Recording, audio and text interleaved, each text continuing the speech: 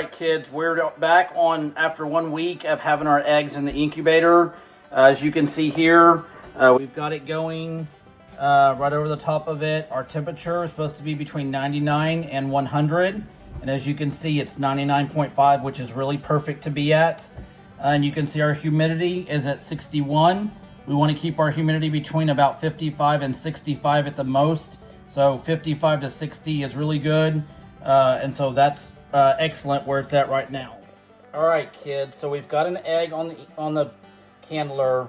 You can see between my fingers there, you can start to see the veins that are developing. Down here closer to my thumb on this end down here, you can see that the egg is starting to, the chick, or the embryo rather, it's not a chick yet, but you can see that it's growing. You can see all those little veins in this egg right here, okay?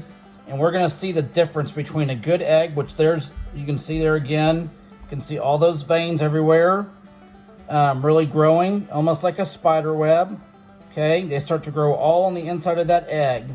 And the embryo, again, is right down here where my thumb. It's just very difficult to see because they're fairly small this first week, but we can see all those blood vessels, all right? But here's an egg, what they look like if they aren't developing. Right here in the center is the yolk. That's the darker part. If you'll remember last week, we had that yolk that was showing, but there's just no blood vessels in here whatsoever. Just the yolk on this one side over here, but that's it. And so this is a non-fertile egg that we will remove from the incubator so that it does not rot. All right, here's one of our green eggs, or bluish green colored eggs. They're much harder to see because of the color of the shell, but down over here on this end, you can see a black dot. That is the embryo developing, and then you can see on the other side coming across to the tip, you can see those blood vessels starting to grow and develop. Again, they're pretty hard to see because of the color of the shell, but as we really start to look at it and study it, you can start to see those blood vessels really starting to grow and develop again. All right, one more egg. If you look down on this end, you can see the air sac.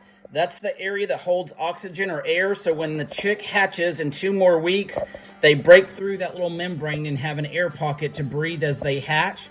Again, you can see this one on this end. You can see the veins kind of working its way up and around on this egg. But this is a great example of that air sac on the bigger, wider end of the egg so that they are able to breathe as they start to hatch. And now that we've put the lid back on, again, that temperature and that humidity is starting to go back up. So we get it to 99.5 and around 60% humidity, 55 to 60%.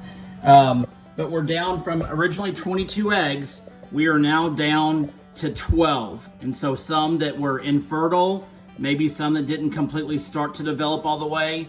And so hopefully between these that we still have of the 12, maybe 8 or 10 that will hatch, but we will check again in 1 week from today. That will be lesson 3. So today, lesson 2 was week 1, early development of embryo, and normally we see the blood vessels and maybe a little bit of the eye development.